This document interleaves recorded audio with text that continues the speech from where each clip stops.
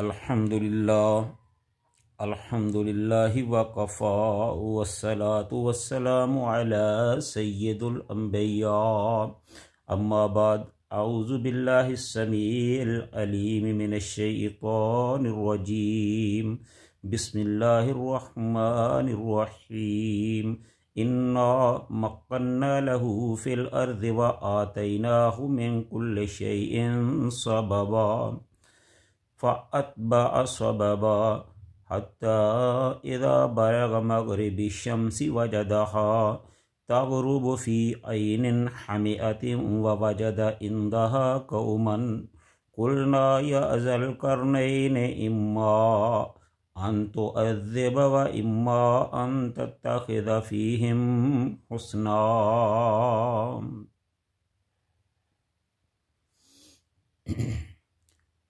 हर किस्म की हम्द सना अल्लाह ताला की ज़ाते वाला सफ़ात के लिए, जो सारे जहानों का खालिक व मालिक और पैदा करने वाला है, जो सबका मुश्किल कुशा, हाजत रवा, बिगड़ी बनाने वाला, मुरादें पूरी करने वाला, सेहत देने वाला, गमों से निजात देने वाला है। और लाखों करोड़ों दरूद व सलाम आक़ाए नामदार, फ़ख्र मौजूदात, इमामुल अंबिया, हबीब खुदा, सदरुल उला, सरचश्मे सब्र व रज़ा, पैगम्बर रब्बे अर्ज़ व समा, वालिए बतहा, ज़ीनते काबा, हज़रत मुहम्मदुर रसूलुल्लाह सल्लल्लाहु अलैहि व आलिहि वसल्लम की ज़ाते वाला सफ़ात पर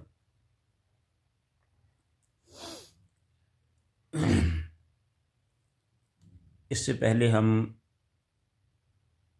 हज़रत मूसा और हज़रत खिज़र अलैहिस्सलाम का वाक़या बयान करने के बाद ज़ुल्क़ुरनैन के बारे में इब्तदाई बातचीत कर चुके हैं, उनका तारफ़ करा चुके हैं।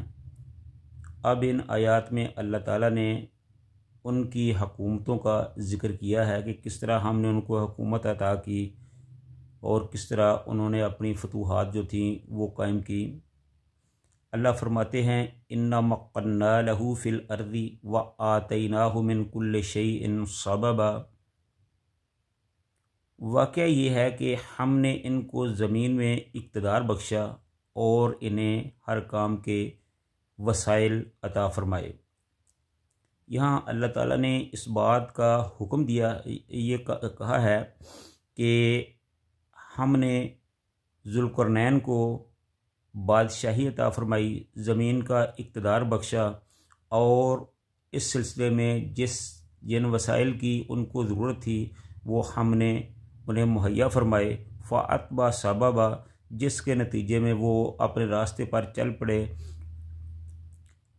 हत्ता इज़ा बलगा, यहाँ तक कि वो इज़ा बलगा, जब वो पहुँचे मग़रिबि शम्स से, सूरज के ग़ुरूब होने की जगह पर, वजदहा तग़रुबु फ़ी ऐनिन हमिअतिन, तो वहाँ उन्होंने देखा कि जैसे सूरज स्याह पानी के चश्मे में डूब रहा है।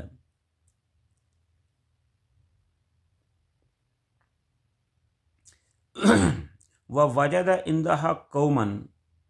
और वहाँ उनको एक ऐसी कौम मिली, कुलना या ज़ल क़रनैन, जिनके साथ उनकी जंग हुई। कुलना या ज़ल क़रनैन, तो फिर हमने ज़ुल्क़ुरनैन से कहा, इम्मा अन तुअज़्ज़िब व इम्मा अन तत्तख़िज़ फ़ीहिम हुस्ना, कि जब उन्होंने उस पर गलबा पा लिया तो अल्लाह ने कहा कि अब हम तुम्हें इख्तियार देते हैं कि तू चाहे तो इनको सज़ा दे दे, तू चाहे तो इनके साथ नेकी का मामला कर दे।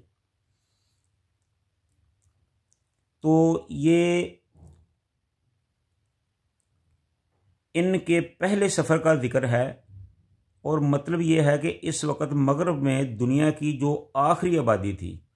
उस वक़्त मग़रब की तरफ जो दुनिया की आखिरी आबादी थी, ज़ुल्क़ुरनैन वहाँ तक पहुँच गए फतूहात करते हुए। वो एक ऐसी जगह थी जिसमें कोई आबादी ना थी, आबादी वहाँ पे खर्च हो गई, ख़त्म हो गई, और जब वो आगे नज़र डालते थे तो सिवाय पानी के कोई और चीज़ नज़र नहीं आती थी, समुंदर ही समुंदर था और हद निगाह तक समुंदर फैला हुआ था और समुंदर की शक्ल भी एक स्याह रंग की दलदल जैसी थी।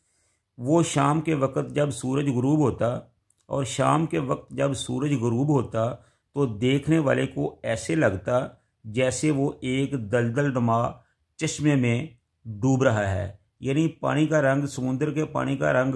अमूमन काला ही होता है, तो जब उसको दूर से देखते हैं तो फिर अपनी हद्दे निगाह की वजह से वो पानी जो था वो दलदल की तरह ही नज़र आता था और ऐसे महसूस होता था कि जैसे सूरज उसमें गरूब हो रहा है। यानी कि वो कहने का मकसद ये था कि जो समुंदर थी वो उसकी वसअत का कोई अंदाज़ा नहीं लगाया जा सकता था और वहाँ ठहर कर सूरज की तरफ देखा जाए तो ऐसे ही मालूम होता था कि जैसे सूरज इस पानी के चश्मे में डूब रहा है। और वहाँ उस इलाके में काफिर लोग आबाद थे और हज़रत ज़ुल्क़ुरनैन ने उसे फ़तह कर लिया था। तो अल्लाह ताला ने उनसे फरमाया कि अब अगर तुम चाहो तो दूसरे बादशाहों की तरह तुम भी उन लोगों के को कत्लेआम करके तकलीफ़ में मुब्तला कर सकते हो और अगर चाहो तो उसके साथ अच्छा रवैया इख्तियार कर सकते हो। ये इसलिए फरमाया था कि जो बादशाह होता है उसको हालात और वाक़यात के मुताबिक इतना इख्तियार होता है कि अगर वो चाहे, क्योंकि वो देख सकता है, उस वक़्त अंदाज़ा कर सकता है कि इस कौम की, हारी हुई कौम के नफ्सियात कैसी हैं। अगर वो दोबारा मुकाबले पर आने की कोशिश करे तो उनको ख़त्म कर दिया जाता है और अगर वो अताअत कबूल कर ले तो फिर उनको मुआफ़ कर दिया जाता है, जिज़िया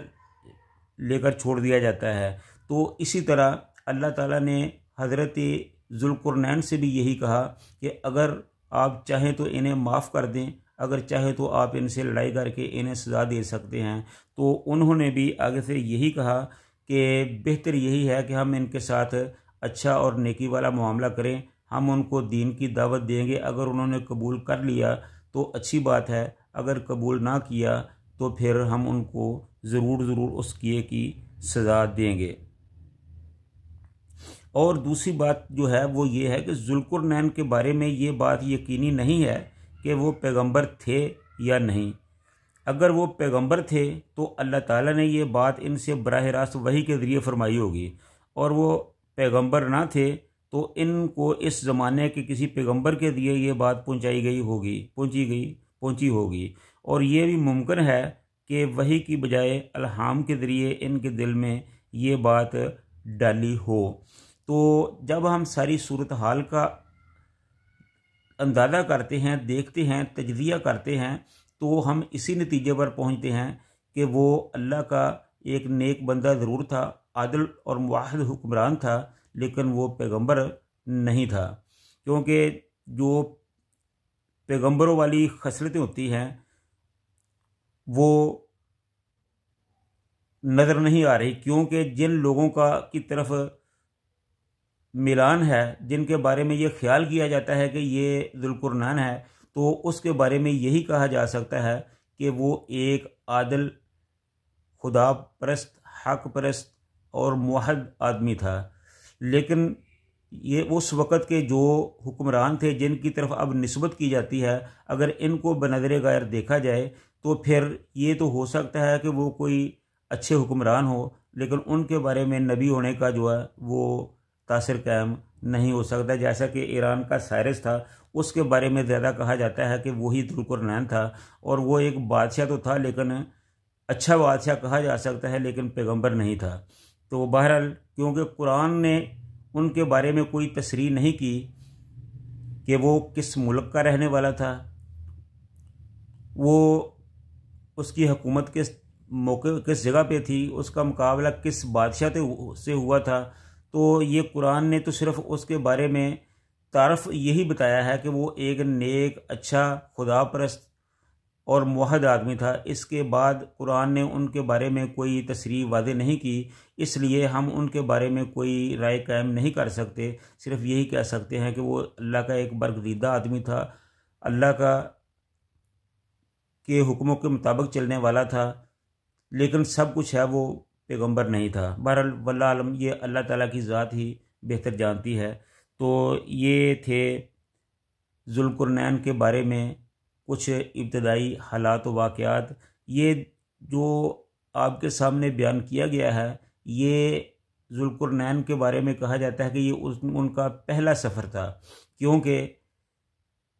एक सफ़र उन्होंने मगरब की तरफ किया था, और मगरब, इंतहाई मगरब की तरफ, जहाँ से मगरब की आबादी ख़त्म हो जाती है, और दूसरा सफ़र उन्होंने मशरक़ की तरफ किया था, और वो भी इंतहाई मशरक़ की तरफ।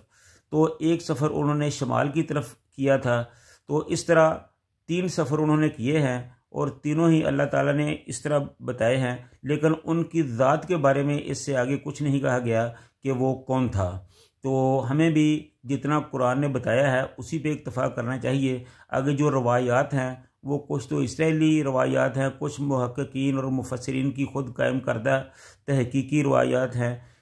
अपना अपना अंदाज़ा है, हम हतमी तौर पर उसके बारे में कोई राय कायम नहीं कर सकते कि यकीनन वो कोई पैगंबर था या अल्लाह का वली था या उसकी क्या पोजीशन थी। ये अल्लाह ही बेहतर जानता है। दुआ है कि अल्लाह ताला हम सब को दीन को समझकर उस पर अमल करने की तौफीक अता फ़रमाए। व आखिरु दावाना अनिल हम्दुलिल्लाहि रब्बिल आलमीन।